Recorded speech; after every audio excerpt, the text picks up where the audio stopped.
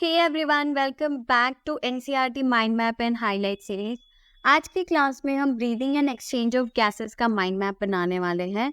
Strictly following NCERT के एक एक लाइन इस माइंड मैप पे है। अपार्ट फ्रॉम दैट ऑब्वियसली थोड़ी सी एडिशनल चीजें हैं just for your better understanding. Start करते हैं। सो आपकी टेक्स्ट बुक में जो पहला पैराग्राफ है उसमें दिया हुआ है breathing and respiration. What is breathing and respiration? The definition is given in your NCERT. वो ये है, the process of exchange of oxygen from atmosphere with carbon dioxide produce by the cells. So कौन से दो gases है जो involve हो रहे हैं? वो है एक ऑक्सीजन और दूसरा है कार्बन डाइऑक्साइड। ऑक्सीजन क्या करता है? It is utilised by the organism. क्यों यूटिलाइज होता है? To break down the nutrient. कौन सा न्यूट्रिएंट? तो ग्लूकोज हमको ब्रेक डाउन करना होता है। क्यों ब्रेक डाउन करना है? एनर्जी लेने के लिए। उससे क्या करते हैं हम? वेरियस एक्टिविटी को फॉलो करते हैं। ठीक है, वेरियस एक्टिविटी परफॉर्म करता है हमारा सेल। फिर ये कार्बन डाइऑक्साइड का क्या सीन है, कहाँ से आता है? कार्बन डाइऑक्साइड एक हार्मफुल गैस है जो हमारा सेल प्रोड्यूस करता है। कब प्रोड्यूस करता है? जब उसके अंदर कैटाबॉलिक प्रोसेस हो रहा होता है। ठीक है, जब अपना खाना बना रहा होता है, कोई भी फंक्शन कर रहा होता है, कार्बन डाइऑक्साइड प्रोड्यूस करता है जो कि हमें लंग्स के बाहर भेजना होता है। ये तुम्हारी एनसीईआरटी में एज इट इज ये सारे के सारे पॉइंट्स दिए हुए हैं। लेकिन फॉर योर बेटर अंडरस्टैंडिंग आपको पता होना चाहिए कि ब्रीदिंग और रेस्पिरेशन में थोड़ा सा डिफरेंस होता है। ब्रीदिंग क्या होती है? ब्रीदिंग होती है exchange of gases between lungs and atmosphere. At the same time respiration क्या होती है? रेस्पिरेशन जो हम ऑक्सीजन लेते हैं उसकी यूटिलाइजेशन को जो हम करते हैं ग्लूकोज को ब्रेक करने के लिए, उसको हम रेस्पिरेशन बोलते हैं। ठीक है, सो थोड़ा सा डिफरेंस है रेस्पिरेशन एंड ब्रीदिंग में।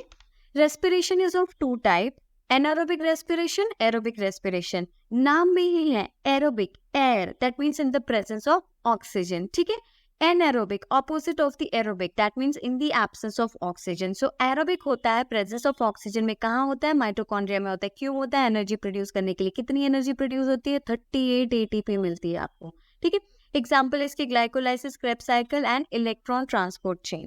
एनारोबिक कहाँ होती है? साइटोप्लाज्म में होती है। क्या ये प्रेजेंस ऑफ ऑक्सीजन में होती है? नहीं, एब्सेंस ऑफ ऑक्सीजन में होती है। ये लेस एनर्जी देती है, सिर्फ 2 एटीपी ही देती है। ठीक है, एग्जांपल्स इसके देखोगे, ईस्ट में ये अल्कोहल प्रोड्यूस करता है। तुम्हारी मसल में जब एक्सरसाइज करते हो ना तो क्या प्रोड्यूस करता है? लैक्टिक एसिड प्रोड्यूस करता है, जिससे थक जाती है मसल, है ना। वो क्या करने देती है? वो ऑक्सीजन का यूटिलाइजेशन नहीं करने देती है। ठीक है, उसके बाद आरबीसी में क्या करता है? ये अल्कोहल प्रोड्यूस करता है। और एंडोपैरासाइट में ये क्या करता है? अल्कोहल प्रोड्यूस करता है। एक और तरीके से हम रेस्पिरेशन को डिवाइड कर सकते हैं जो है डायरेक्ट एंड इनडायरेक्ट। ठीक है, डायरेक्ट में क्या होता है? The cells are directly in contact with the air. Indirect में जो सेल होता है वो डायरेक्ट कांटेक्ट में नहीं होता है एयर के।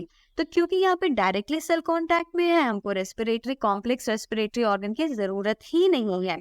Example unicellular organism and lower multi cellular. ठीक है, यहाँ पे टॉपिक ये गलत है।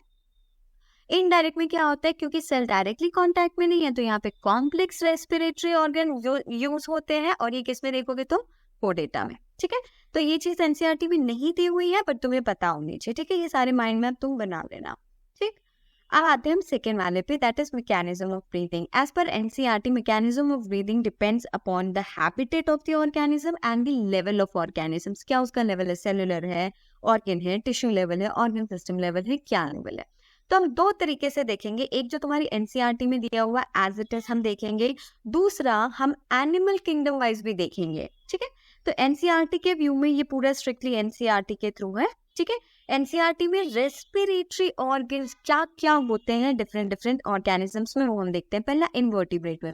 इनवर्टिब्रेट में अगर हम बात करें स्पॉन्जेस, कॉलनट्रेटा एंड फ्लैटवर्म की, तो इनकी जो एक्सचेंज ऑफ गैसेस है through the entire body surface से हो जाती है। बॉडी सरफेस से ही हो जाती है। कैसी?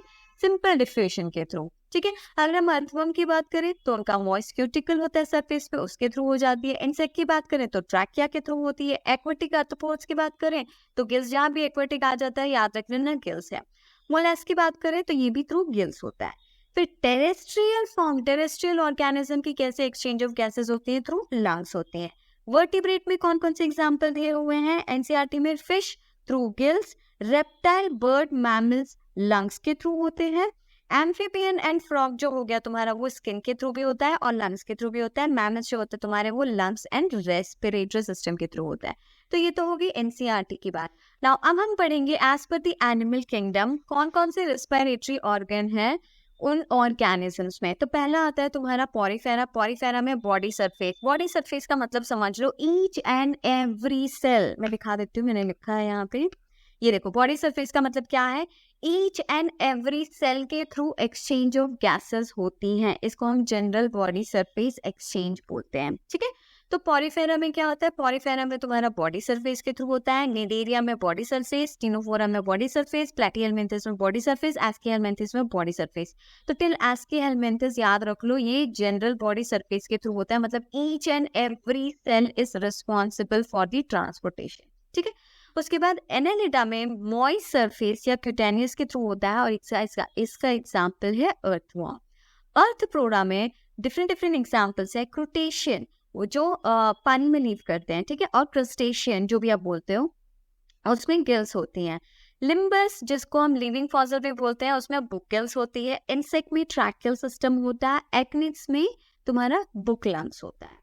मोलस्क में दो एग्जाम्पल हम देख लेते हैं, टिनिडियास जिसमें फिलामेंटस गिल्स होती हैं, और या तो वो सिर्फ गिल्स के थ्रू भी कर सकता है। एकाइनोडर्माटा में वाटर वैस्कुलर सिस्टम होता है for exchange of gases. Hemichordata में फेरेंजियल गिल स्लिट्स होती हैं। ठीक है, कोर्डेटा में क्या होता है, कोर्डेटा के एग्जाम्पल्स तुम्हारे हैं, पाइसिस उसका गिल्स के थ्रू होता है। एम्फीबियन के 3 तरीके हो सकते हैं, क्यूटेनियस हो सकता है, लंग्स हो सकता है, बैकोफेरिंक्स। बैकोफेरिंक्स क्या होता है, जैसे तुम्हारा गला होता है ना कनेक्शन का, वैसे ही होता है उनका। रेप्टाइल का एग्जाम्पल अगर लिजर लिया तो लिजर में थ्रू लंग्स होता है। एस बर्ड्स जो होती है तुम्हारी वो लंग्स में होती है, लंग्स के थ्रू रेस्पिरेशन करती है, और मैमल्स जो होता है वो तुम्हारा लंग्स के थ्रू रेस्पिरेशन करता है। ठीक है, तो आज की क्लास में हम इतना ही पढ़ेंगे। नेक्स्ट क्लास में फर्दर जो आगे आपकी एनसीईआरटी में पैराग्राफ दिया हुआ है उसका माइंड मैप बनाएंगे। आप ऑल्सो मुझे कमेंट सेक्शन में लिख सकते हैं आपको नेक्स्ट किस चैप्टर का माइंड मैप चाहिए। Thank you so much. Do subscribe my channel, comment below, and we'll meet in the next class.